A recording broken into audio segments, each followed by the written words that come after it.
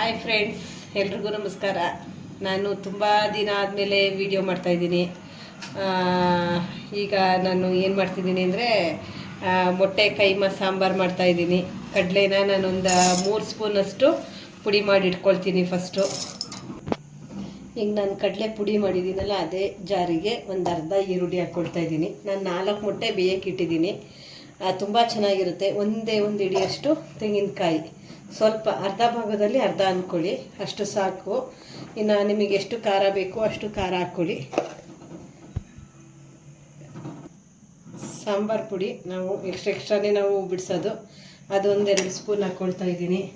ಅದ್ರ ಜೊತೆಗೆ ಸ್ವಲ್ಪ ಕೊತ್ತಂಬರಿ ಸೊಪ್ಪು ಇಷ್ಟು, ಮತ್ತು ಸ್ವಲ್ಪ ಶುಂಠಿ ಬೆಳ್ಳುಳ್ಳಿ ಪೇಸ್ಟು. ನಾನು ಆಲ್ರೆಡಿ ಮೊದಲಿನ ವೀಡಿಯೋದೆಲ್ಲ ಹಳೆಯದ್ರಲ್ಲಿ ಹೇಳಿದ್ದೀನಿ. ಚಕ್ಕೆ ಲವಂಗ ಎಲ್ಲ ಹಾಕಿ ರುಬ್ಬಿ ನಾನು ರೆಡಿ ಮಾಡಿ ಇಟ್ಕೊಂಡಿರ್ತೀನಿ. ಅದನ್ನು ನಾನು 1.5 ಸ್ಪೂನ್ ಹಾಕ್ಕೊಳ್ತಾ ಇದ್ದೀನಿ. ತುಂಬ ಚೆನ್ನಾಗಿರುತ್ತೆ ಇದು, ನೋಡಿ ಒಂದ್ಸಲ ಟ್ರೈ ಮಾಡಿ. ಸುಮಾರು ದಿನದ ಮೇಲೆ ಬಂದಿದ್ದೀನಿ ವಿಡಿಯೋ ಮಾಡಿಕೊಂಡು ಈ ಸಲ. ಈಗ ನೋಡಿ, ಸಣ್ಣದಾಗಿ ರುಬ್ಕೋಬೇಕು, ಈ ಥರ ಗಟ್ಟಿ ಇರಬೇಕು.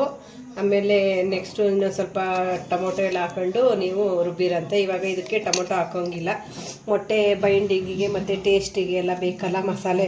ನಾನೊಂದು 3 ಸ್ಪೂನ್ ತಗೊಳ್ತಾ ಇದ್ದೀನಿ. 4 ಮೊಟ್ಟೆನ ಬೇಯಕ್ಕೆ ಇಟ್ಟಿದ್ದೀನಿ. ಇಷ್ಟು ಸಾಕು. ಇದಕ್ಕೆ ಇವಾಗ ಟೊಮೊಟೊ ಹಾಕ್ಕೊಳ್ಳೋಣ. ನಿಮಗೆ ಎಷ್ಟು ಬೇಕಷ್ಟು ನೋಡಿ ಟೊಮೊಟೊ. ನಾನು 3 ಟೊಮೊಟೊ ಹಾಕ್ಕೊಳ್ತಾ ಇದ್ದೀನಿ. ಸ್ವಲ್ಪ ಹುಳಿ ಟೊಮೊಟೊನೇ ಹಾಕ್ಕೊಂಡಿದ್ದೀನಿ, ಸ್ವಲ್ಪ ಹುಳಿಗೆ ಬರಲಿ ಅಂತ. ಇದಕ್ಕೆ ಸ್ವಲ್ಪ ನೀರು ಹಾಕೊಂಬಿಟ್ಟು ಈಗ ರುಬ್ಕೊಳ್ಳೋಣ.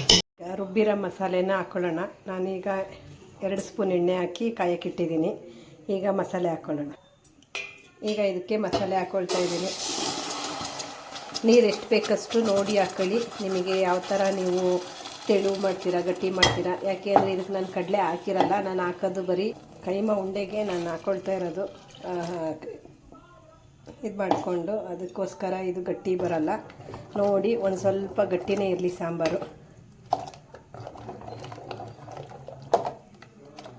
ನಿಮಗೆ ಎಷ್ಟು ಬೇಕಷ್ಟು ನೋಡ್ಕೊಳ್ಳಿ.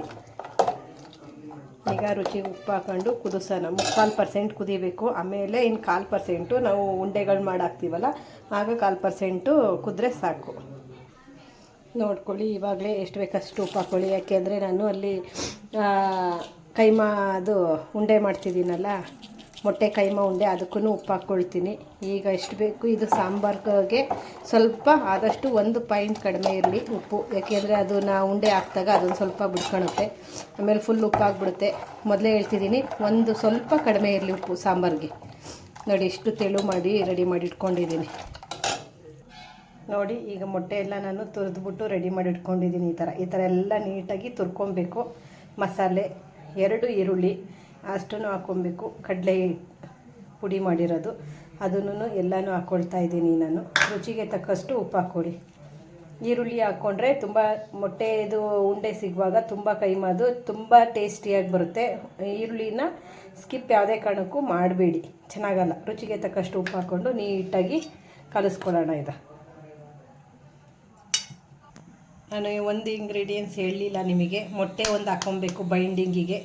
ಹಸಿ ಮೊಟ್ಟೆ ಹಾಕ್ಕೊಬೇಕು. ಫುಲ್ ಹಸಿ ಮೊಟ್ಟೆನೇ ಆದರೆ ಟೇಸ್ಟ್ ಬರಲ್ಲ, ಮತ್ತು ಅದು ಲೋಳೆ ಥರ ಆಗಿ ಮೊಟ್ಟೆ ಕಟ್ಟೋದಕ್ಕಾಗಲ್ಲ. ಅದಕ್ಕೆ 1 ಹಾಕ್ಕೊಳ್ತಾ ಇದ್ದೀನಿ. 4 ಬೇಯಿಸಿದ್ದೀನಿ, 1ನ ಬೈಂಡಿಂಗಿಗೆ ಅಂತ ಹಾಕ್ಕೊಂಡು ಈಗ ಕಲಿಸ್ಕೊಳ್ತಾ ಇದ್ದೀನಿ. ನೋಡಿ, ನಾವು ಈ ಥರ ಕಲಸಿ ರೆಡಿ ಮಾಡಿಟ್ಟಿದ್ದೀನಿ. ಈ ಥರ ಉಂಡೆಗಳನ್ನಾಗಿ ಮಾಡಿ ರೆಡಿ ಮಾಡಿ ಇಟ್ಕೊಳ್ಳಿ. ಹಿಂಗೆ ಸಾಂಬಾರು ಕುದಿದ ತಕ್ಷಣವೇ ಹಾಕ್ಕೊಳ್ಳೋದಕ್ಕೆ ಈಸಿ ಆಗುತ್ತೆ. ನಿಮಗೆ ಎಷ್ಟು ಬೇಕು ಉಂಡೆ, ಎಷ್ಟು ದಪ್ಪ ಬೇಕು ಆ ಥರ ನೋಡಿ ಮಾಡ್ಕೊಳ್ಳಿ. ಇದು ಮೀಡಿಯಮ್ಮು ಸಾಕು. ಇಷ್ಟು ಆದರೆ ತುಂಬ ಚೆನ್ನಾಗಿರುತ್ತೆ. ನೋಡಿ, ಟೇಸ್ಟಿಯಾದ ಎಗ್ ಕೈಮಾ ಉಂಡೆ ರೆಡಿ ಆಗ್ತಿದೆ. ನೋಡಿ, ಈ ಥರ ಉಂಡೆ ಮಾಡ್ಕೊಬಿಟ್ರೆ 4 ಮೊಟ್ಟೆಗೆ ಎಷ್ಟು ಆಗ್ತಿದ್ದಾವೆ ಉಂಡೆಗಳು, ನೀವೇ ನೋಡಿ.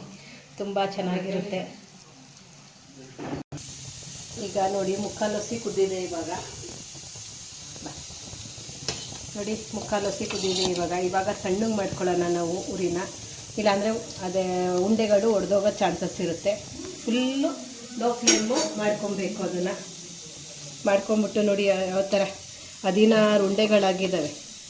ಮೆತ್ತಗೆ ಒಂದೊಂದು ನಿಧಾನಕ್ಕೆ ಫುಲ್ಲು ಲೋ ಫ್ಲೇಮ್ ಮಾಡಬೇಕು. ಒಂದು ಒಡೆದೋಗಲ್ಲ. ಆಗ ನಿಧಾನಕ್ಕೆ ಮಾಡಿಕೊಂಡು ನಿಧಾನಕ್ಕೆ ಒಂದು ಕಡೆಯಿಂದ ಬಿಡ್ಕೊಬಂದರೆ ತುಂಬ ಚೆನ್ನಾಗಿರುತ್ತೆ. ತುಂಬ ಜೋರು ಉರಿ ಆದರೆ ಚೆನ್ನಾಗಿ ಬರಲ್ಲ ಫ್ರೆಂಡ್ಸ್. ನಮ್ಮ ಮನೇಲಿ ಇದೆಲ್ಲ ಫೇವ್ರೆಟ್. ಇದು ನನ್ನ ಮಗನಿಗೆ, ಚಿಕ್ಕ ಮಗನಿಗೆ ತುಂಬ ಚೆನ್ನಾಗಿರುತ್ತೆ ಇದು. ನೋಡಿ ಮಾಡಿ ನೋಡಿ, ನಿಮಗೆ ಗೊತ್ತಾಗುತ್ತೆ. ಇದನ್ನು ನೀಟಾಗಿ ಮುಚ್ಚಿಟ್ಟೋಣ ಸ್ವಲ್ಪ ಹೊತ್ತು. ಈಗ ಮೊಟ್ಟೆ ಕೈಮಾ ಸಾರು ರೆಡಿಯಾಗಿದೆ. ಈಗೆಲ್ಲ ನೋಡಿ ಕುದ್ದಿ ಮೇಲಕ್ಕೆ ಬಂದಿದೆ.